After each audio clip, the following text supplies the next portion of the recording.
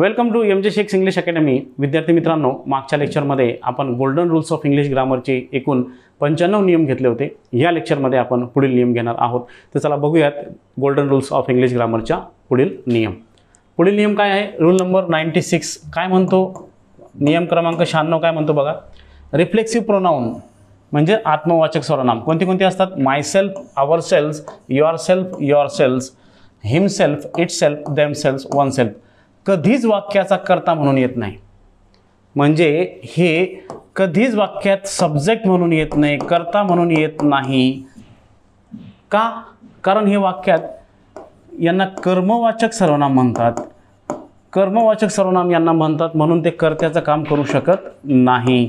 कर्त्याचे काम करू शकत नाही. लक्षात घ्या. वाक्याचा कर्ता नॉमिनेटिव्ह केस येते. आता नॉमिनेटिव्ह केस म्हणजे काय? नॉमिनेटिव्ह केस म्हणजे जे कर्ता सब्जेक्टिव्ह केसमध्ये असतात. म्हणजे लक्षात घ्या, नॉमिनेटिव्ह केस कोणाला म्हणायचं? I, we, you, he, she, it, they हे पर्सनल प्रोनाउन आहेत. यांना सब्जेक्टिव्ह प्रोनाउन किंवा नॉमिनेटिव्ह केस असं देखील म्हटलं जातं. आणि यांनाच, या प्रोनाउनलाच वाक्याचा कर्ता म्हणून येण्याचा अधिकार आहे. रिफ्लेक्सिव्ह प्रोनाउन वाक्याचा कर्ता म्हणून येऊ शकत नाही. आलं तर ते वाक्य ग्रॅमॅटिकली मिस्टेक असतं. लक्षात घ्या. डन. म्हणजे ही जी प्रोनाउन आहेत यालाच नॉमिनेटिव्ह केस किंवा सब्जेक्टिव्ह केस वाक्यात क्रियापदाचा कर्ता असं त्याला म्हटलं जातं. लक्षात घ्या. फॉर एक्झाम्पल बघूयात. हरसेल्फ सॉ द थीफ. आता इथे हरसेल्फ हा रिफ्लेक्सिव्ह किंवा एम्फॅटिक प्रोनाउन असं गृहीत धरा. तो वाक्याचा कर्ता होऊ शकत नाही. त्याचं काम काय आहे? कर्माचं काम आहे त्याचं. ठीक आहे. आता इथे लक्ष द्या. इथे हरसेल्फच्या ऐवजी काय येणार? शी येणार. लक्षात घ्या. कारण शी हा काय? पर्सनल प्रोनाउन आहे, नॉमिनेटिव्ह केस आहे किंवा सब्जेक्टिव्ह केस आहे. तोच वाक्याचा कर्ता म्हणून येऊ शकतो, परंतु हरसेल्फ येऊ शकत नाही. मग करेक्ट सेंटेन्स असं येईल. दुसरं वाक्य बघा. शी हरसेल्फ सॉ द थीफ असं वाक्य येईल. या वाक्यात जर तुम्हाला विचारलं, अंडरलाईन केलं, हरसेल्फ काय आहे, तर हरसेल्फ या वाक्यात एम्फॅटिक प्रोनाउन परिणामवाचक सर्वनाम आहे. कर्त्याने एखादी कृती केली हे जेव्हा जोर देऊन सांगितलं जातं त्याला आपण एम्फॅटिक प्रोनाउन म्हणतो. एम्फॅटिक प्रोनाउनचं स्थान हे नाऊन किंवा प्रोनाउन नंतर इमिजिएट असतं. लक्षात घ्या. डन. नेक्स्ट पुढे बघा.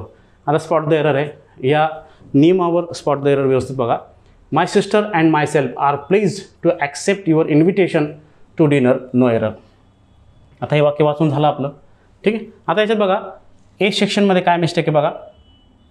My sister and my self. आता आपण आता शिकलो, काय शिकलो की माय सेल्फ हा रिफ्लेक्सिव्ह प्रोनाउन आहे. बरोबर. रिफ्लेक्सिव्ह प्रोनाउन वाक्याचा कर्ता म्हणून येतो का? वाक्याचा कर्ता म्हणून तो येत नाही. बरोबर आहे. आता इथे हा आर काय? क्रियापद आहे. क्रियापदाच्या आधी नेहमी काय असेल? कर्ता असेल. मग रिफ्लेक्सिव्ह प्रोनाउन जर वाक्याचा कर्ता म्हणून येत नसेल तर माय सेल्फ या जागी अँड नंतर कोणतं पाहिजे? सब्जेक्टिव्ह प्रोनाउन आय पाहिजे. लक्षात घ्या. म्हणजे या ए सेक्शनमध्ये मिस्टेक आहे. बीमध्ये बघा. To accept invitation to dinner कुठेच मिस्टेक नाही आहे. मिस्टेक कुठे आहे? जो नियम आपण शिकलो तो नियम काय होता? तो नियम काय होता की रिफ्लेक्सिव्ह प्रोनाउन हे जे आहेत वाक्याचा कर्ता म्हणून येत नाही. आणि येथे बघा हा वाक्याचा कर्ता म्हणून माय सेल्फ घेतलेला आहे. पण माय सेल्फ हा रिफ्लेक्सिव्ह प्रोनाउन असल्यामुळे तो वाक्याचा कर्ता होऊ शकत नाही. वाक्याचा कर्ता म्हणून येण्याचा अधिकार जर प्रोनाउनला असेल तर प्रोनाउनमध्ये फक्त नॉमिनेटिव्ह केस म्हणजे सब्जेक्टिव्ह प्रोनाउन जे आहेत I, we, you, he, she, it, they यापैकीच येईल. मग माय सेल्फसाठी तिथे आय येईल. डन. मग येथे पहिल्या सेक्शनमध्ये मिस्टेक आहे. लक्षात घ्या. डन. नेक्स्ट पुढे. आता याच्यावर प्रश्न विचारला आहे. टेक्निकल असिस्टंट 2017ला यावर प्रश्न विचारला आहे. तो प्रश्न कसा आहे बघा. Identify the type of pronoun underline. म्हणजे ज्या प्रोनाउनला अंडरलाईन केलेले आहे त्या प्रोनाउनचा टाईप प्रकार कोणता आहे तो सांगा. I have completed it myself. I have completed it myself. My सेल्फला अंडरलाईन आहे. जेव्हा subject plus verb plus self सोबत आलेला प्रोनाउन असेल तर तो काय असतो? तो काय असतो? म्हणजे सब्जेक्ट प्लस वर्ब नंतर सेल्फवाला प्रोनाउन येत असेल बघा. सब्जेक्ट, व्हर्ब, इट, ऑब्जेक्ट आणि त्याच्यानंतर तो प्रोनाउन येत असेल तर तो प्रोनाउन असतो रिफ्लेक्सिव्ह प्रोनाउन. कोणता प्रोनाउन असतो? Reflexive pronoun. मग हा या वाक्यात रिफ्लेक्सिव्ह प्रोनाउन आहे. आता काही मुलांना प्रश्न पडतो एम्फॅटिक. एम्फॅटिकचं स्थान लक्षात घ्या. सब्जेक्ट प्लस सेल्फ सोबत आलेलं प्रोनाउन प्लस व्हर्ब अशी रचना असते. मग याच्यात कसं आहे, व्हर्ब नंतर आहे म्हणजेच तो काय आहे त्या वाक्यात रिफ्लेक्सिव्ह प्रोनाऊन आहे, म्हणून याचं उत्तर काय आलं, रिफ्लेक्सिव्ह प्रोनाऊन. नेक्स्ट पुढचं टेक्निकल असिस्टंट 2017ला प्रश्न विचारला आहे बघा. 20 नंबरचा क्वेश्चन होता. Identify the type of pronoun in the following sentence. Identify the type of pronoun in the following sentence. Akbar punished himself. Akbar आला सब्जेक्ट, पनिश्ड आला व्हर्ब आणि हिमसेल्फ आला ऑब्जेक्ट. कर्मवाचक सर्वनाम कोणतं असतं, कर्मवाचक सर्वनाम हे रिफ्लेक्सिव्ह प्रोनाऊन असतं. कोणतं असतं, रिफ्लेक्सिव्ह प्रोनाऊन असतं, लक्षात घ्या. ठीक आहे, मग हा रिफ्लेक्सिव्ह प्रोनाऊन आहे. रिफ्लेक्सिव्ह प्रोनाऊन सी मध्ये आहे. मग आन्सर ऑप्शनमध्ये सी कुठे आहे ते बघूयात. आन्सर ऑप्शनमध्ये सी आहे 3 मध्ये, बाकीचं सगळं रॉंग आहे. डन. ठीक आहे, नेक्स्ट पुढे MES 2016ला प्रश्न विचारला आहे. Recognize the type of pronoun of the underline word. Underline केलेल्या शब्दाचा प्रकार ओळखा. आता सांगितलं मी subject plus verb plus object. मग यामध्ये याचा प्रकार काय असेल, तो रिफ्लेक्सिव्ह प्रोनाऊनच असेल. पर्सनल प्रोनाऊन कोणते असतात, I, we, you, he, she, it, they हे पर्सनल प्रोनाऊन असतात. पॉझेसिव्ह प्रोनाऊन कोणते असतात, पॉझेसिव्ह प्रोनाऊन असतात mine, ours, yours, his, hers आणि देअर्स. हे काय असतात, पॉझेसिव्ह प्रोनाऊन्स असतात. बरोबर आहे. पर्सनल प्रोनाऊन तुम्हाला सांगितलं I, we, you, he, she, it, they. ठीक आहे. पर्सनल प्रोनाऊन वाक्यात कर्त्याचं काम करतात. पॉझेसिव्ह प्रोनाऊन देखील वाक्यात क्रियापदाचा कर्ता म्हणून काम करतात, लक्षात घ्या. ठीक आहे. इनडेफिनिट प्रोनाऊन तुम्हाला सांगितले होते 19 आहेत. कशी लक्षात ठेवायची, वन पासून सुरू होणारं one, someone, no one, everyone, anyone. बडीपासून सुरू होणारं somebody, nobody, everybody, anybody. थिंगपासून सुरू होणारं समथिंग, नथिंग, एव्हरीथिंग, एनिथिंग. म्हणजे उरलेले 5 आहेत. फ्यू, ऑल, मेनी, सम, अदर्स. हे एकूण 18 इनडेफिनिट प्रोनाऊन्स आहेत. रिफ्लेक्सिव्ह प्रोनाऊन कोणते, जेव्हा प्रोनाऊनला म्हणजे कोणाला ज्यावेळेस प्रत्यय लागतो, सेल्फ आणि सेल्व्ज प्रत्यय लागतो, त्याला आपण रिफ्लेक्सिव्ह प्रोनाऊन म्हणतो. कोणते कोणते ते, myself, ourselves, yourself, yourselves, himself, herself, itself, themselves, oneself. हे रिफ्लेक्सिव्ह प्रोनाऊन आहेत. मग हे ते सेल्फ प्रत्यय लागला आहे म्हणजेच हे काय, रिफ्लेक्सिव्ह प्रोनाऊन आहे. मग रिफ्लेक्सिव्ह प्रोनाऊन याचं उत्तर आलं 4. डन. नेक्स्ट STI 2015ला प्रश्न आलेला आहे बघा. Choose the correct sentence, choose the correct sentences in terms of use of pronounce. Correct sentence ओळखायचा आहे. ठीक आहे. आता रिफ्लेक्सिव्ह प्रोनाऊनवर तो प्रश्न आहे किंवा एम्फॅटिक प्रोनाऊनपासले प्रश्न आहे, तो सेल्फ आणि सेल्फ लावून ते आपल्याला ओळखायचं आहे. बघा आता आयचं काय येतं, माय सेल्फ. एक चार्ट देतो तुम्हाला, म्हणजे तुम्हाला स्वतः मिस्टेक शोधता येतील. वीचं येतं आवर सेल्व्स, यूचं काय येतं आवर सेल्व्स, यूचं काय येतं एकवचनी जर असेल तर युअर सेल्फ येणार, आणि जर अनेक वचनी असेल तर यूचं येणार सेल्व्स. हीचं येणार हिम सेल्फ, शीचं येणार हर सेल्फ, इटचं येणार इट सेल्फ आणि देचं येणार डेम सेल्स. या पद्धतीने ते आपण सोडू. बघा मग दे देम सेल्फ रॉंग झालं. इथं देम सेल्फ यायला पाहिजे. काय यायला पाहिजे, देम सेल्फ यायला पाहिजे. पहिलं रॉंग झालं. डन. पहिलं चुकलं. I will do it ourselves. आयचा येतो माय सेल्फ, म्हणून त्यासाठी तुम्हाला हा मी चार्ट इथं लिहून दिला, म्हणजे हे वाक्य देखील चुकलं. The town it self is not very large. The town हा निर्जीव म्हणून इट येईल. इटला येतो इट सेल्फ, इट सेल्व्स येत नाही, म्हणजे हा देखील चुकला. तिन्ही चुकले. हा चार्ट जर तुम्ही लक्षात घेतला तुमच्या लक्षात येईल रिफ्लेक्सिव्ह प्रोनाऊन किंवा एम्फॅटिक प्रोनाऊनचा सेल्फ आणि सेल्फ प्रत्यय घेऊन आलेल्या जोड्या चुकलेल्या आहेत. येथे कोणतं उत्तर येईल, ओनली ए नाही, ओनली बी नाही, ए अँड सी ओनली नाही. म्हणजे याचं उत्तर काय, नन ऑफ द अबोव, म्हणजे यापैकी कोणतंही बरोबर नाही आहे. डन. नेक्स्ट. लक्षात आलं. नेक्स्ट पुढे STI 2014 बघा. I have done this work myself. Myself आणि त्याचं सांगितलं आहे identify the type of underline pronoun in the above sentence. I have done this work myself. My सेल्फचं स्थान व्हर्ब नंतर आहे, म्हणजेच तो कोणता प्रोनाऊन आहे, रिफ्लेक्सिव्ह प्रोनाऊन आहे. लक्षात आलं. आता हे बघा रिलेटिव्ह प्रोनाऊन तुम्हाला माहिती असेल पाहिजे. रिलेटिव्ह प्रोनाऊन कोणते आहेत, हू, whom, whose, which, that, but हे रिलेटिव्ह प्रोनाउन आहेत. जेव्हा ते दोन वाक्य जोडण्याचं काम करतील त्यावेळेस ते रिलेटिव्ह प्रोनाउन असतं. डन. रिफ्लेक्सिव्ह प्रोनाउन सेल्फ आणि सेल्फ सोबत येणारे, याची चर्चा आपण ऑलरेडी प्रश्नात केली आहे. हे सोबत सेल्फ आणि सेल्फ सोबत. फक्त तुम्हाला काय करायचं आहे, इम्फॅटिक प्रोनाउन आणि रिफ्लेक्सिव्ह प्रोनाउन दोन्ही समान असतात. फक्त लक्षात घ्यायचं, रिफ्लेक्सिव्ह प्रोनाउन वाक्यात कर्माचं काम करत असतो म्हणून त्याला कर्मवाचक सर्वनाम असं देखील म्हणतात. आणि इम्फॅटिक प्रोनाउन कर्त्यानंतर लगेच येत असतो, म्हणजे कर्त्याने कृती केली हे जेव्हा जोर देऊन सांगितलं जातं तेव्हा इम्फॅटिक प्रोनाउन वापरला जातो. पर्सनल प्रोनाउन कोणते तुम्हाला सांगितलं आहे, I, we, you, he, she, it, they हे पर्सनल प्रोनाउन आहेत. लक्षात घ्या. म्हणजे फक्त हे एक सांगितलं, एक सब्जेक्ट म्हणून येतात म्हणून हे सांगितलं. जर सांगितलं पुढे येणारच आहे पर्सनल प्रोनाउनचा नियम डिटेलमध्ये. लक्षात आलं. मग हे कोणतं उत्तर आहे याचं, ऑब्जेक्टच्या स्थानी येत आहे म्हणून reflexive pronoun. Done. Subject, verb, object, additional verb नंतर आला. डन. नेक्स्ट पुढे. लक्षात आलं. मग याचं उत्तर काय आलं, रिफ्लेक्सिव्ह प्रोनाउन. नेक्स्ट ASO 2012ला प्रश्न विचारलेला आहे, find out the correct form of pronoun of the underline word. म्हणजे अंडरलाईन वर्ड जो आहे, ज्या प्रोनाउनला अंडरलाईन केले त्याचा प्रकार कोणता आहे तो ओळखा.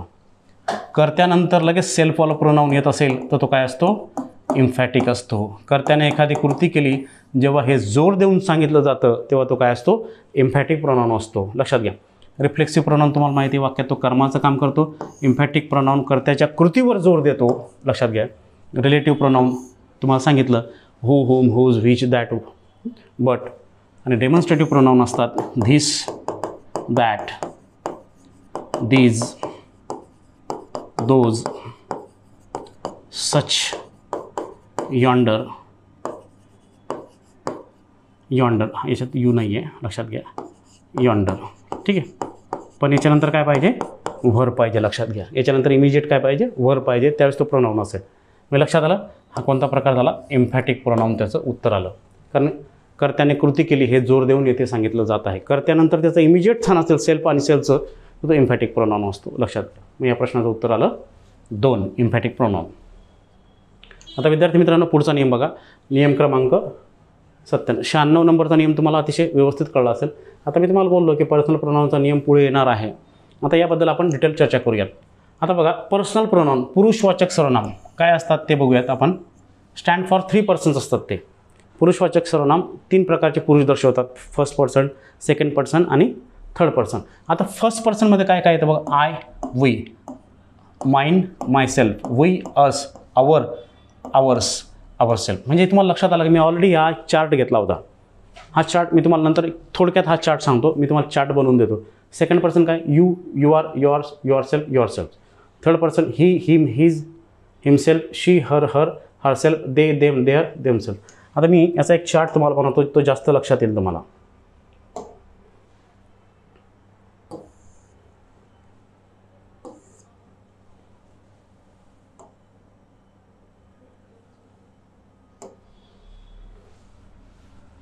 आता इथं लक्षात आहे फर्स्ट पर्सन. हा चार्टकडे विशेष लक्ष द्या. फर्स्ट पर्सन, सेकंड पर्सन आणि थर्ड पर्सन. आता यामध्ये लक्षात घ्या, नॉमिनेटिव्ह केस, नॉमिनेटिव्ह केस, ऑब्जेक्टिव्ह केस,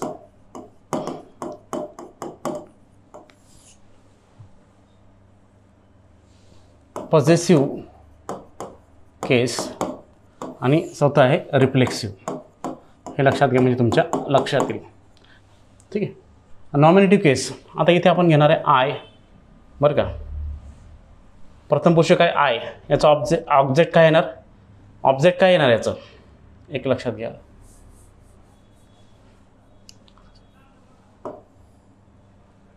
ऑब्जेक्टिव्ह केस.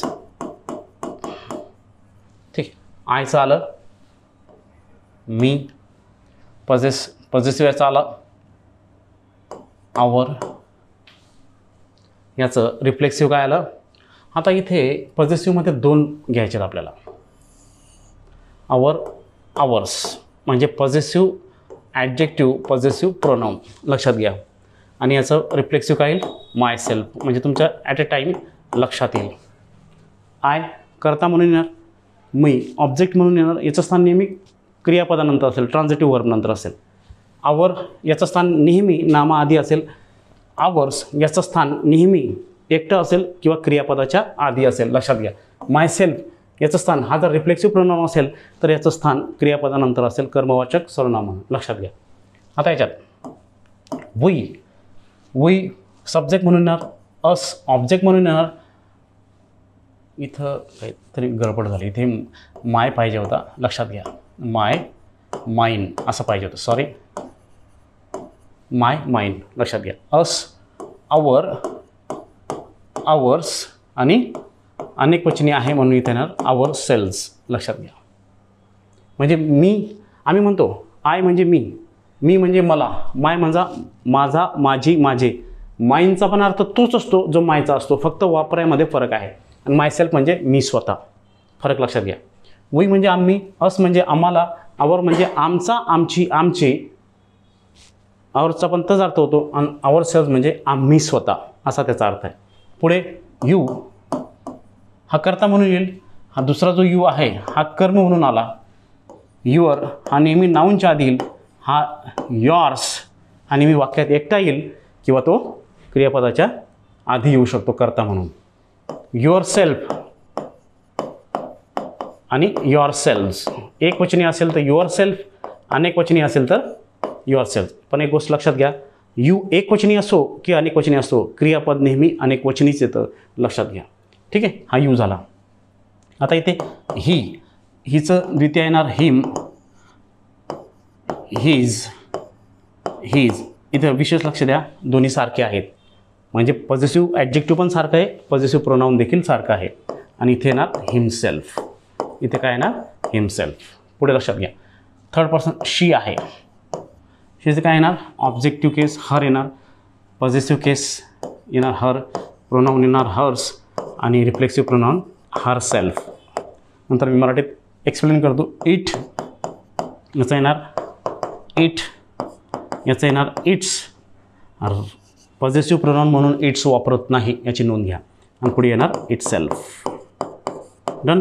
पुढे दे याचा ऑब्जेक्ट येणार देम, याचा पॉझिटिव्ह ॲडजेक्टिव्ह येणार देअर, याचा पॉझिटिव्ह प्रोनाऊन येणार देअर्स आणि याचं रिफ्लेक्सिव्ह प्रोनाऊन येणार देमसेल्व्स. पुढे वनचं येणार वन. इथे येणार, इथे लक्षात घ्या वनचं काय घेऊ शकतो आपण, ऑब्जेक्ट वनच येणार, पॉझिटिव्ह येणार याचं वन्स, पॉझिटिव्ह प्रोनाऊन याचं नाही आणि याचं रिफ्लेक्सिव्ह प्रोनाऊन वन सेल्फ. लक्षात घ्या, ह्या गोष्टी लक्षात घ्या. ह्या गोष्टी अतिशय लक्षात घ्या, खूप महत्त्वाच्या आहेत. मी म्हणजे आय म्हणजे मी म्हणजे मला, माय म्हणजे माझा, माझी, माझे, माईन म्हणजे माझा, माझी, माझे, माय सेल्फ म्हणजे मी स्वतः. हे मराठीत मी एक्सप्लेन करतो. वी म्हणजे आम्ही, अस म्हणजे आम्हाला, आवर म्हणजे आमचा, आमची, आमचे. आवर्सचाही तोच अर्थ असतो, फक्त दोघांच्या वापरामध्ये फरक आहे. आवर पॉझिटिव्ह ॲडजेक्टिव्ह हे नेहमी नामाआधी येतात, तर पॉझिटिव्ह प्रोनाऊन जे आहेत हे यांचं स्थान म्हणजे हे नामाशिवाय येतात, हे वाक्यात एकटे येतात. जर हे वाक्याचा कर्ता किंवा कर्म म्हणून आलं तर हे क्रियापदाच्या आधी व नंतर येतात. हा प्रेपोजिशनचा ऑब्जेक्ट म्हणून देखील हे प्रोनाऊन येतात, लक्षात घ्या. पुढे यू म्हणजे तू, यू म्हणजे तुम्ही, युअर म्हणजे तुमचा, तुमची, तुमचे, युअर्स म्हणजे तोच अर्थ आहे. युअर सेल्फ म्हणजे तू स्वतः, युअर सेल्फ म्हणजे तुम्ही स्वतः. ही म्हणजे तो, हिम म्हणजे त्याला, हिज म्हणजे त्याचा, त्याची, त्याचे, हिजचाही तोच अर्थ आहे. हिमसेल्फ म्हणजे तो स्वतः. शी म्हणजे ती, हर म्हणजे तिला, हर म्हणजे तिचा, तिची, तिचे, हरचाही अर्थ तोच आहे. हर सेल्फ म्हणजे ती स्वतः. इट म्हणजे निर्जीव वस्तूसाठी आपण वापरतो, लक्षात घ्या. दे ते, त्या, ती, दे म्हणजे त्यांना, देअर म्हणजे त्यांचा, त्यांची, त्यांचे, देअर्सचा पण अर्थ तो देम सेल्फ ते स्वतः. तर वनचा एक व्यक्ती म्हणून आपण घेतो, एक व्यक्ती म्हणजे ही या अर्थाने घेतात. म्हणजे सगळ्यांचे तुम्हाला अर्थ वापरले. या पद्धतीने तो चार्ट होता, हे लक्षात घ्या. या पद्धतीने तो चार्ट होता. आता आपण थोडं मागे जाऊयात, तुमच्या लक्षात येईल. ठीक आहे, या पद्धतीने मी तुम्हाला सिम्पली करून सांगितलं. हे लक्षात आलं. म्हणजे त्याच्यात काय आहे, नॉमिनेटिव्ह केस म्हणजे एक गोष्ट आता लक्षात घ्या, याच्यात काय आहे हे लक्षात घ्या. हे काय म्हणून येणार, कर्ता म्हणून येणार. काय म्हणून येणार, कर्ता म्हणून येणार. यांची जागा कुठे असेल, व्हर्बच्या आधी असेल. कुठे असेल, व्हर्बच्या आधी म्हणजे येथे असेल. लक्षात घ्या. ठीक आहे, याची जागा कुठे असेल, याची जागा व्हर्ब नंतर असेल. ठीक आहे, याची जागा कुठे असेल, याची जागा नाऊनच्या आधी असेल. नाऊन आधी असेल. याची जागा कुठे असेल, याची जागा कुठे असेल, नाऊन शिवाय असेल. हा वाक्यात अलोन एकटा असेल. ठीक आहे, आवरसेल्स याची जागा कुठे असेल, याची जागा नेहमी व्हर्ब नंतर असेल. का, कारण हा ऑब्जेक्ट म्हणून देखील काम करतो. याचे स्थान जर तुम्हाला कळलं तर व्यवस्थित लक्षात आलं. याचं स्थानच कळलं नाही मग त्याचा वापरच कळणार नाही. लक्षात आलं. इंग्रजी व्याकरण शिकत असताना शब्दांच्या जागा आणि त्यांचे फंक्शन्स या दोन गोष्टींचा प्रचंड आणि व्यवस्थित अभ्यास करायचा असतो. या दोन गोष्टी कळल्या तरच आपल्याला इंग्लिश व्याकरण कळत असतं. ह्या दोन गोष्टींकडे तुम्ही निग्लेक्ट करून इंग्रजी व्याकरण चांगल्या पद्धतीने शिकू शकत नाही.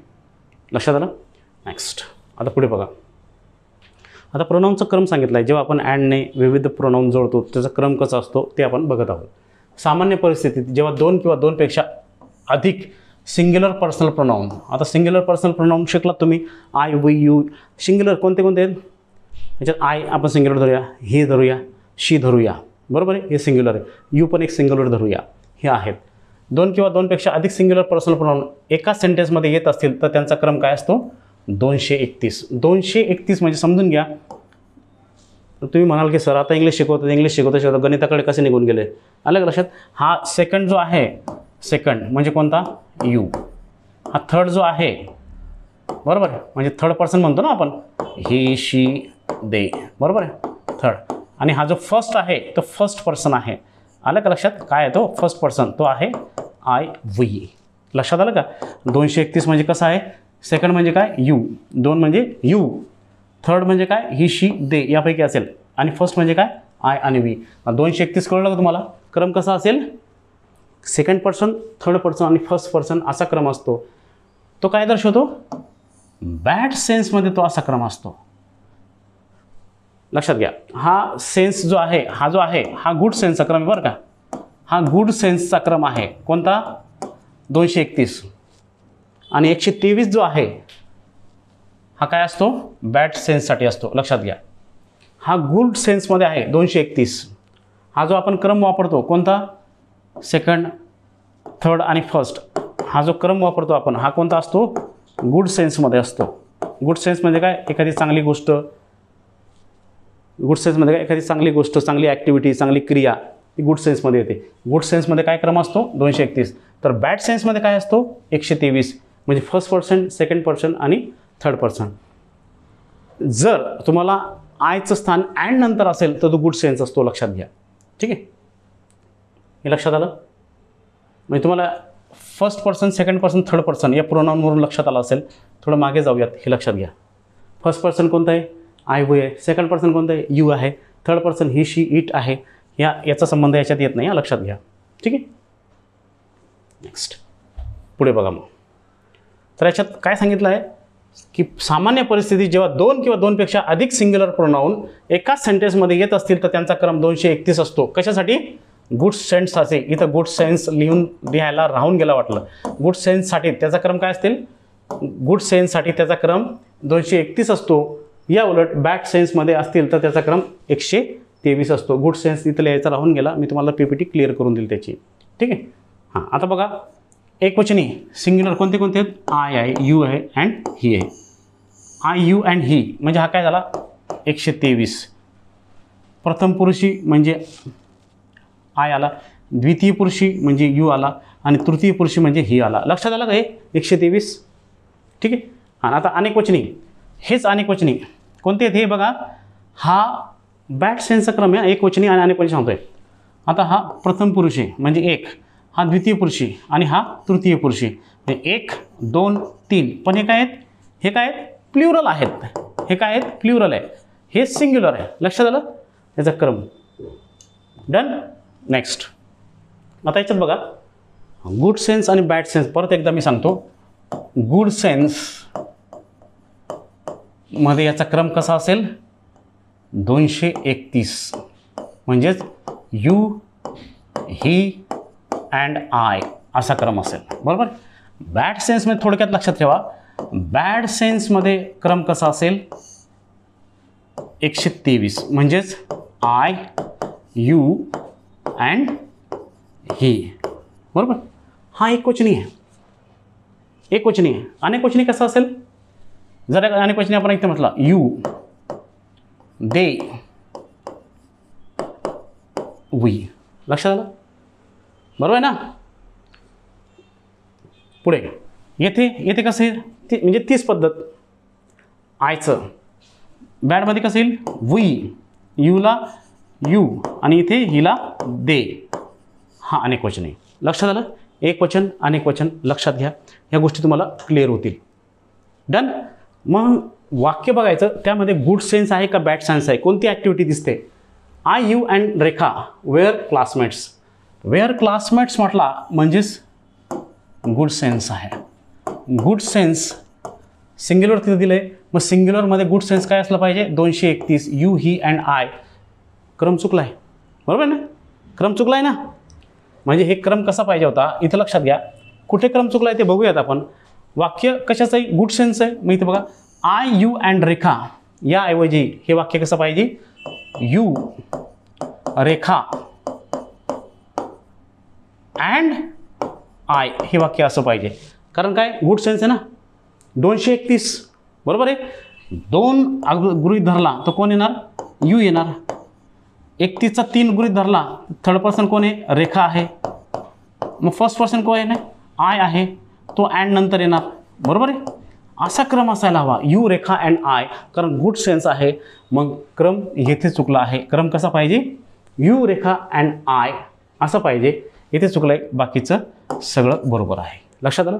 हा क्रम लक्षात येणं खूप महत्त्वाचं आहे, एकवचनी अनेकवचनी. Done. Next, spot the error. I and Raju left for Delhi last summer. Left for Delhi last summer म्हणजे गुड सेन्स आहे. गुड सेन्समध्ये आयचं स्थान हे नेहमी अँड नंतर असतं, लक्षात घ्या. मग सांगा उत्तर याचं कसं येईल मित्रांनो. आय अँड राजूच्या ऐवजी राजू अँड आय पाहिजे. दोनच आहेत ना याच्यात, राजू अँड आय अशी रचना पाहिजे, लक्षात घ्या. मग ती मिस्टेक कुठे बघूयात आपण. येथे आहे, काय पाहिजे, राजू अँड आय पाहिजे. लेफ्ट फॉर दिल्ली, बाकीचं सगळं बरोबर आहे. डन. गुड सेन्समध्ये रचना कशी आहे फिक्स आपल्याला करायचं आहे, लक्षात घ्या. नेक्स्ट, स्पॉट द एरर बघा. I, you and Prakash, I, you and Prakash will go together to the fair. म्हणजे आपण यात्रेत एकत्र जाऊ. यात्रेत एकत्र जाऊ म्हणजे चांगलंच काम आहे, म्हणजेच गुड सेन्स आहे. गुड सेन्समध्ये क्रम आहे 231, म्हणजे यू, प्रकाश. मी तुम्हाला सांगितलं ना, आयचं स्थान तिथे कुठं पाहिजे, अँड नंतरच पाहिजे, पी कॅपिटल पाहिजे, या पद्धतीने पाहिजे. म्हणजे कुठं चुकलं आहे आपण, इथे चुकलं आहे. इथे स्थान कसं पाहिजे, यू, प्रकाश अँड आय असं पाहिजे. You, Prakash and I. कारण क्रम काय, यू म्हणजे सेकंड पर्सन, थर्ड म्हणजे प्रकाश आहे आणि फर्स्ट म्हणजे आय आहे, त्याचं स्थान असं पाहिजे. मग इथे चुकलेलं आहे, बाकीचं सगळं बरोबर आहे. डन. नेक्स्ट, पुढे. Which one of the following. आता आयोगाने विचारलेले प्रश्न, याच्यावर आयोगाने कसे प्रश्न विचारलेले आहेत ते बघूयात. Which one of the following 2 sentences is correct. Which one of the following 2 sentences is correct. Who did this. Who did this म्हणजे येथे कर्त्याला प्रश्न विचारला आहे. कोणाला प्रश्न विचारला आहे, हूने जर प्रश्न विचारला असेल तर उत्तर काय येईल, करता येईल ना. आणि आय हा सब्जेक्टिव्ह प्रोनाऊन असतो. आय काय असतो, सब्जेक्टिव्ह प्रोनाऊन असतो. म्हणजे त्याचं उत्तर तेथे काय येणार, आय डिड धिस असं येणार. पण तो शॉर्ट रिस्पॉन्समध्ये तिथे उत्तर दिलं आहे आय, म्हणजे हे वाक्य बरोबर. लक्षात आलं. हुने जर प्रश्न विचारला तर काय करताच येणार. आणि आय हा करता म्हणून येतो. I, we, you, you, he, she, it, they हे करते म्हणून येतात, बरोबर. त्याचं उत्तर सब्जेक्टिव्ह प्रोनाऊन म्हणजे सब्जेक्टिव्ह केस म्हणून येईल. आता पुढे बघा. He and I are brothers. Good sense आहे. गुड सेन्समध्ये आयचं स्थान हे नेहमी अँड नंतर असतं, लक्षात घ्या. म्हणजे हे वाक्य देखील बरोबर आहे. म्हणजे या वाक्यात दोन्ही वाक्य बरोबर आहेत. Answer option. ओनली ए नाही, ओनली बी नाही, बोथ बरोबर, नायदर रॉंग. ठीक आहे, या प्रश्नाचं उत्तर आलं 3. डन. नेक्स्ट, फॉरेस्ट 2019ला प्रश्न विचारला आहे बघा. Point out the incorrect sentence. सूचना खूप काळजीपूर्वक वाचायच्या आहेत. काय विचारलं आहे आपल्याला? इनकरेक्ट सेंटेन्स विचारला आहे. बरं, आता बघूयात. नायदर इंडिया, पहिलं ए दिलं बघा. Neither India nor Pakistan is guilty of enmity that operates at the unconscious level of mind. आता इथं लक्ष द्या, इथपर्यंत लक्ष द्या तुम्ही. नायदर नॉरच्या रचनेत नॉर नंतर जो कर्ता येतो त्या कर्त्यानुसार क्रियापद आणि प्रोनाउन आपलं वचन घेत असतं.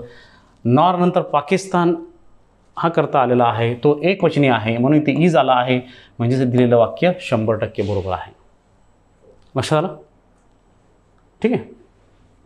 बी, 90 kilometres is a long distance for a bicycle ride. 90 kilometres हे याला आपण इंग्लिशमध्ये सिंगल डिस्टन्स म्हणतो. सिंगल डिस्टन्स ज्यावेळेस म्हणजे किलोमीटर्सच्या आधी जर एखादं डिजिट असेल तर तो करता एकवचनी समजला जातो. बरोबर आहे. मग एकवचनीनुसार क्रियापद देखील एकवचनी आलेलं आहे म्हणून हे देखील बरोबर आहे. लक्षात घ्या. पुढे, your daughter and mine are quarrelling at the garden. आता हे बघा, क्वारलिंग म्हणजे हा बॅड सेन्स आहे. लक्षात घ्या. बरोबर आहे. बॅड सेन्सचा क्रम कसा असतो? 1, 2, 3 असतो. परंतु युअर डॉटर म्हणजे हा सेकंड आला आणि माइन हा फर्स्ट आला. हा गुड सेन्सचा क्रम आहे. बरोबर आहे. हा पॉझिटिव्ह प्रोनाउनचा क्रम आहे. युअर डॉटरचाच अर्थ होतो यॉर्स. युअर डॉटरचा अर्थ काय होतो? यॉर्स. आणि माइन हा पॉझिटिव्ह प्रोनाउन आहे. मग यांचा क्रम कसा पाहिजे? 1, 2 असा पाहिजे. मग याचं उत्तर असं येईल बघा, युअर डॉटर अँड माइन. याचा क्रम चुकलेला आहे. याचं उत्तर असं येईल, माय डॉटर अँड यॉर्स. याचं उत्तर कसं येईल? माय डॉटर. क्रम असा पाहिजे ना, 1, 2, 3. आयचं प्रोनाउन आपलं पॉझिटिव्ह ॲडजेक्टिव्ह काय माय होईल ना. माय डॉटर अँड इथे यायला पाहिजे यॉर्स. लक्षात घ्या. कारण क्रम याचा असा आहे 1, 2, 3 बॅड सेन्सचा. क्वारलिंग हा बॅड सेन्स आहे.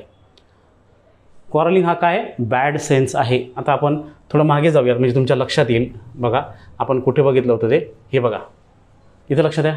आय, मी आलं, माय आलं, इथे माइन. आता माय डॉटर म्हटलं, माय डॉटर, नुसतं माइन म्हटलं अर्थ सारखा आहे. My daughter is equal to mine. ठीक आहे.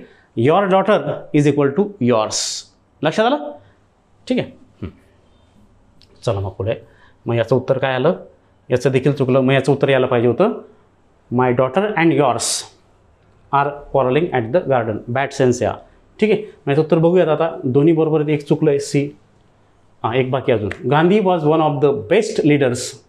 Gandhi was one of the best leaders who have ever lived honestly.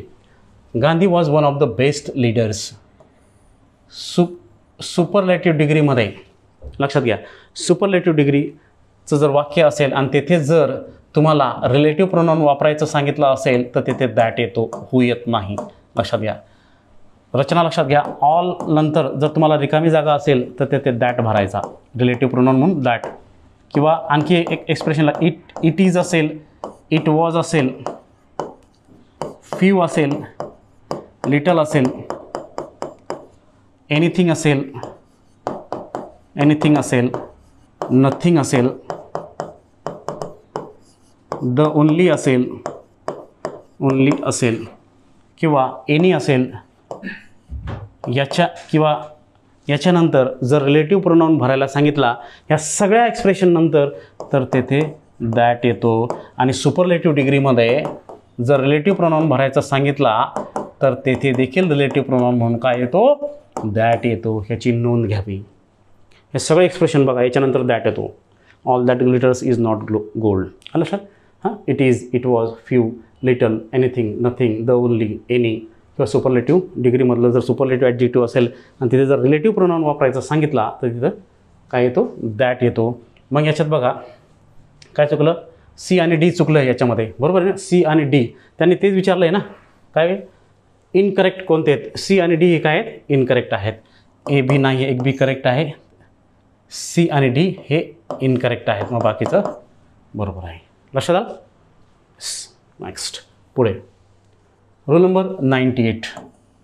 आता तुम्हाला 97 हा रूल कळला असेल. आता आपण रूल नंबर 98 बघूया. ठीक आहे. तर विद्यार्थी मित्र यामध्ये बघा, school, college, university, temple, mosque, church, market, prison, hospital, court, bed, table, library. आता बघा, स्कूल म्हणजे शाळा, कॉलेज म्हणजे कॉलेज, युनिव्हर्सिटी विद्यालय विद्यापीठ म्हणतो आपण, टेम्पल म्हणजे मंदिर, मॉस्क म्हणजे मस्जिद, चर्च म्हणजे ख्रिस्तालय, मार्केट म्हणजे बाजार, प्रिझन म्हणजे तुरुंग, हॉस्पिटल म्हणजे इस्पितळ, कोर्ट म्हणजे कोर्ट, बेड बिछाना, टेबल लायब्ररी वाचनालय इत्यादी नामाचा उपयोग विशेष अर्थाने केला जात असेल तर या नामाआधी द आर्टिकलचा वापर केला जातो. दोन गोष्टी लक्षात ठेवायच्या आहेत. आर्टिकल दचा वापर, पहिलं, जर प्रायमरी पर्पजने होत असेल या शब्दांचा, या नामाचा वापर. प्रायमरी पर्पज म्हणजे इथं समजून घ्या. आता प्रायमरी पर्पज आणि द सेकंडरी पर्पज, बरोबर.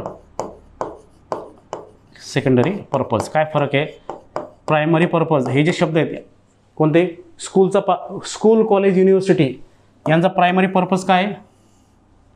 टू एज्युकेट, बरोबर आहे, म्हणजे शिक्षण घेणे किंवा देणे, बरोबर आहे. स्कूल, कॉलेज, युनिव्हर्सिटी यांचा प्रायमरी पर्पज शिक्षण घेणे देणे. टेम्पल, मॉस्क, चर्च यांचा प्रायमरी पर्पज काय? टू प्रे, बरोबर आहे ना. नंतर मार्केट, शॉपिंग, बरोबर आहे. Prison, punishment, hospital, treatment, court for fighting cases, बरोबर आहे. Bed, sleeping, table, studying, library, studying, बरोबर आहे. हे सगळ्यांचे काय प्रायमरी पर्पज आहे. हे जर प्रायमरी पर्पजने वापरले जात असेल तर येथे आर्टिकल येणार नाही, येथे आर्टिकल येणार नाही. परंतु हेच नाउन जर सेकंडरी पर्पजने वापरले जात असतील, म्हणजे when the purpose was somewhat different at that time, this noun takes the article before them. आता लक्षात घ्या, म्हणजे जेव्हा वेगळ्या पर्पजने हे वापरले जात असतील, म्हणजे सेकंडरी पर्पजने, प्रायमरी पर्पज कळला तुम्हाला, या पर्पजने आले असेल तर नो आर्टिकल. पण जर सेकंडरी पर्पजने किंवा विशेष अर्थाने वापरले असतील तर आपण त्याच्या आधी द आर्टिकल वापरतो. नियम लक्षात आला? नेक्स्ट पुढे बघा.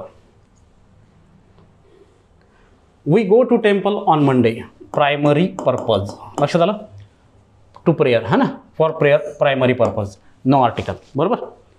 इथं जर तुम्ही सांगितलं we go to the temple असं जर सांगितलं असतं तर हे वाक्य चुकलं असतं, कारण प्रायमरी पर्पज आहे.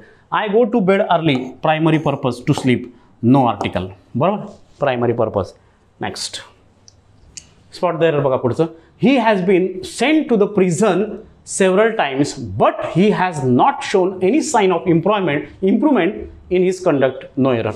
आता बघा, he has been sent to the prison, वाक्य बघा. आता आपण इथं शोधूयात. he has been sent to the prison several times, त्याला अनेक वेळेस तुरुंगात पाठवण्यात आलं.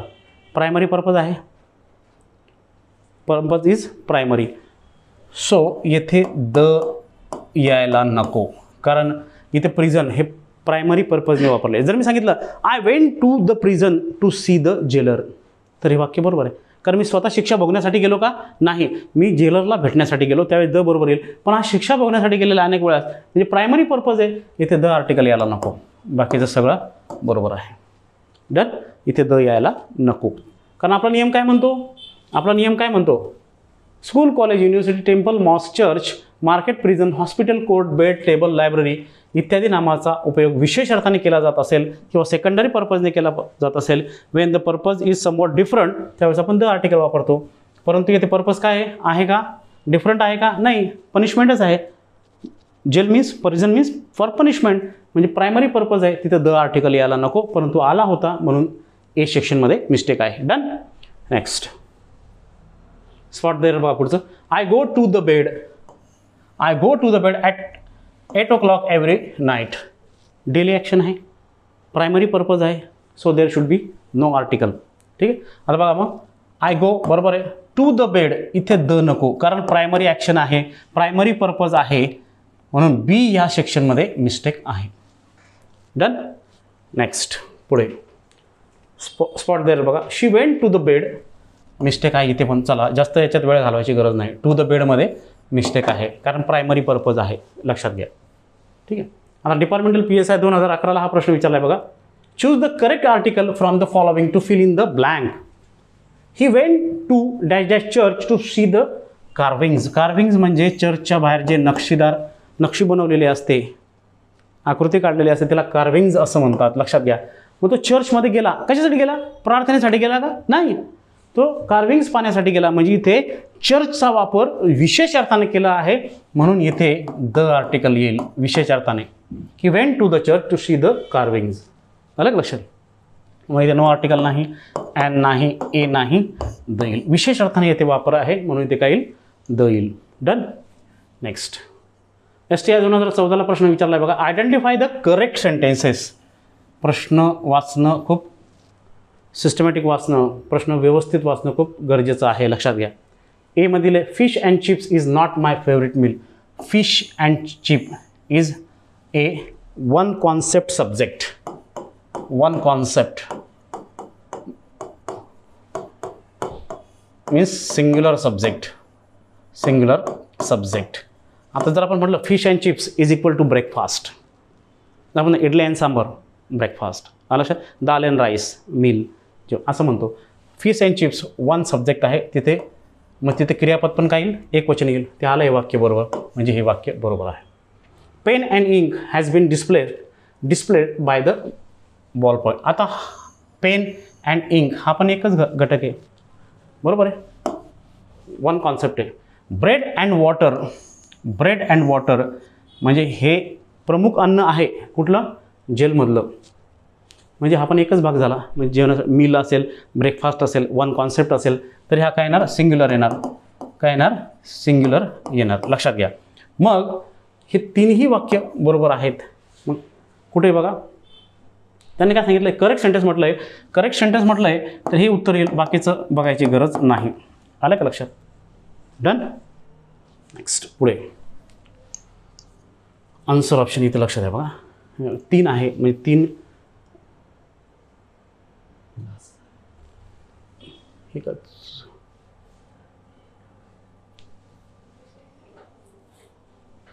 मिनिट. नाही ते तिथं आलं आहे चुकून. पुढे नेक्स्ट पुढचा प्रश्न बघा. STI 2018. Identify the correct sentence. Identify the correct sentence.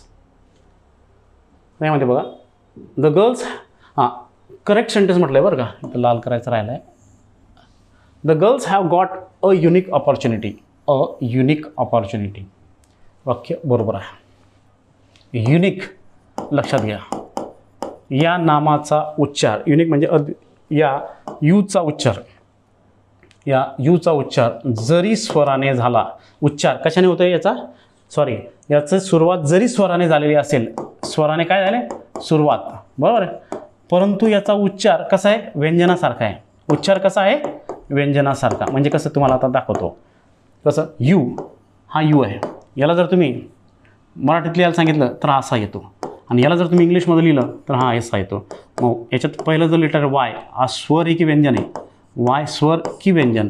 Y हा व्यंजन आहे, म्हणून तिथे काय येणार? ए आर्टिकल येणार. व्यंजनला आपण ए आर्टिकल वापरतो, लक्षात घ्या. ठीक आहे ना. जसा युरोपियन शब्द आहे बघा, युरोपियन शब्द आहे, याचा उच्चार कशा होतो? जरी याची सुरुवात स्वराने झाली, परंतु याचा उच्चार कशाने होतो? व्यंजनाने होतो. म्हणून याच्या आधी आपण ए आर्टिकल वापरतो, ॲन आर्टिकल वापरत नाही. आर्टिकल ए ॲन हे उच्चारावर अवलंबून असतात. द चे नियम हे पाठ करायचे असतात, काही लक्षात घ्यायचे असतात. ठीक आहे. पहिलं वाक्य बरोबर. He studies in the university. आता लक्षात घ्या, studies in the university primary purpose आहे, इथे आर्टिकल वापरायची गरज नाही, बरोबर आहे की नाही? School, college, university. हां, पुढचं the father has gone to the office. The father, जेव्हा रिलेशन दाखवणारे जे नाऊन नसतात, mother, father, sister, brother, uncle, aunt, यांच्या आधी आर्टिकल द वापरत नाहीत. परंतु हे जर विशेष अर्थाने वापरले जात असतील तर द आर्टिकल वापरला जातो. For example, the father in him म्हणजे पिता या नात्याने, मदर इन हर आई या नात्याने, आई या भावनेने. ज्यावेळेस फिलिंग्स एक्सप्रेस होत असतील त्यावेळेस आपण द वापरू शकतो, पण या अर्थाने आपण द वापरू शकत नाही, हे पण चुकलेलं आहे. मग याच्यात फक्त कोणतं एकच वाक्य बरोबर आहे, कोणतं? ए. आन्सर ऑप्शनमध्ये फक्त एकच बरोबर येईल, लक्षात घ्या. ठीक आहे, म्हणून याचं उत्तर आलं 1. बाकीचं सगळं चुकलेलं आहे, लक्षात घ्या. डन. पुढे रूल नंबर 99. Rule number 99. आता यामध्ये बघा, रूल नंबर 99मध्ये कसे, अंडर नो सर्कमस्टन्सेसची रचना काय असते? इन्व्हर्जन असते, लक्षात घ्या. इन्व्हर्जन म्हणजे काय? इन्व्हर्जनचा ऑलरेडी मी एक्सप्लेन केलेला आहे. इन्व्हर्जनचा अर्थ असतो not in proper order. Not in proper order म्हणजेच काय? आपला क्रम काय? इंग्रजी वाक्यरचनेचा क्रम असतो subject plus verb plus object, असा आपला क्रम असतो, लक्षात घ्या. किंवा इन शॉर्ट आपण जर म्हटलं तर सब्जेक्ट आणि वर्ब असतो, हा आपला क्रम आहे, बरोबर आहे. पण इन्व्हर्जनमध्ये कसं असतं की सब्जेक्टच्या आधी सहाय्यकारी क्रियापद ठेवलं जातं. सब्जेक्टच्या आधी काय ठेवलं जातं? सहाय्यकारी क्रियापद ठेवलं जातं. त्यालाच आपण काय म्हणतो? इन्व्हर्जन म्हणतो. मराठीत त्याला व्युत्क्रम असं म्हणतात, लक्षात घ्या. त्याला मराठीत काय म्हणतात? व्युत्क्रम म्हणतात, उलटा क्रम व्युत्क्रम म्हणतात मराठीत. नॉट इन प्रॉपर ऑर्डर त्याला असं म्हणतात. प्रॉपर ऑर्डर काय? सब्जेक्ट वर्ब अशी प्रॉपर ऑर्डर आहे. पण इन्व्हर्जनची ऑर्डर काय? सब्जेक्टच्या आधी आपण सहाय्यकारी क्रियापद ठेवतो, म्हणजे त्याच्यात नो सूनर डीड आहे, बरोबर आहे. नॉट ओनली बट ऑल्सो जी रचना असते, हार्डलीची रचना आहे, सेल्डमची रचना आहे, नेव्हरची रचना आहे. ह्या 10च रचना आहेत फक्त. एक सेपरेट लेक्चर मी तुम्हाला बनवून ते टाकणार आहे पूर्ण नियमाचं, म्हणजे इन्व्हर्जनचं कोणतंही वाक्य आलं तर तुमचं चुकणार नाही. ठीक आहे. आता याच्यात बघा, आता हिअर, ठीक आहे. वाक्याची सुरुवात जर हिअर आणि देअरने होत असेल, आपण शिकलो सिंपल प्रेझेंट टेन्स म्हणजे जर वाक्याची सुरुवात हिअर आणि देअरने होत असेल, वाक्यासाठी एक्सक्लेमेटरी मार्क येत असेल, हे शिकलो आपण सिंपल प्रेझेंटमध्ये, तो सिंपल प्रेझेंट असतो. तर आपण काय करतो? जर वाक्याची सुरुवात हिअर आणि देअरने होत असेल तर हिअर देअर नंतर हेल्पिंग वर्ब सहाय्यकारी क्रियापद आणि त्यानंतर सब्जेक्ट. बघा, सुरुवातीला काय येणार? हेल्पिंग वर्ब सहाय्यकारी क्रियापद आणि त्यानंतर सब्जेक्ट, कर्त्याचा वापर केला जातो. इंग्रजीत याला काय म्हणतात? इन्व्हर्जन म्हणतात. डन. आता इथं बघूयात. Under no circumstances can we help you in this illegal work, said the manager. Under no circumstances म्हणजे हा इन्व्हर्जनचा पार्ट समजा, बरोबर. बघा, याच्यात वी काय आला? सब्जेक्ट आला. वीच्या आधी काय वापरलं आहे? कॅन वापरला आहे, बरोबर आहे. मॉडल वर्ब आणि सब्जेक्ट, मॉडल वर्बच्या, बरोबर आहे. मॉडल वर्बच्या आधी मॉडल वर्ब प्लस सब्जेक्ट आहे, बरोबर आहे की नाही? मॉडल वर्ब प्लस सब्जेक्ट आहे ना. आता आपली जनरल रचना कशी असते? सब्जेक्ट प्लस वर्ब किंवा मॉडल वर्ब अशी रचना असते ना आपली. पण इथं कसं घेतलं आहे? सहाय्यकारी क्रियापद कर्त्याच्या पुढे घेतलं आहे, त्यालाच आपण इन्व्हर्जन म्हणतो. लक्षात आलं? नेक्स्ट पुढे आणखी बघा, याच्यावरून कळेल तुम्हाला. आता स्पॉट द एरर, तेच वाक्य आहे, लक्षात घ्या. Under no circumstances we can we can yes help you in this illegal work, said the manager, no error. Under no circumstance हे बरोबर आहे, पण इथे चूक आहे. इथं इन्व्हर्जनचा प्रॉपर नियम लागू झालेला नाही. वी कॅनच्या ऐवजी कॅन वी पाहिजे, ठीक आहे. इथं चुकलं आहे, बाकीचं सगळं बरोबर आहे.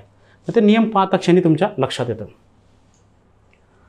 तर विद्यार्थी मित्रांनो, याच पद्धतीने म्हणजे रूल नंबर 96 ते 99 आपण इथे संपवलेला आहे. अतिशय सिस्टमॅटिक मी या सगळ्या गोष्टी एक्सप्लेन केलेल्या आहेत. जर या नियमांचा अभ्यास करताना तुम्हाला जर काही अडचण आली तर तुम्ही मला फोन किंवा मेसेज करू शकतात. हे लेक्चर तुम्हाला कळलं असेल अशी अपेक्षा करतो. धन्यवाद.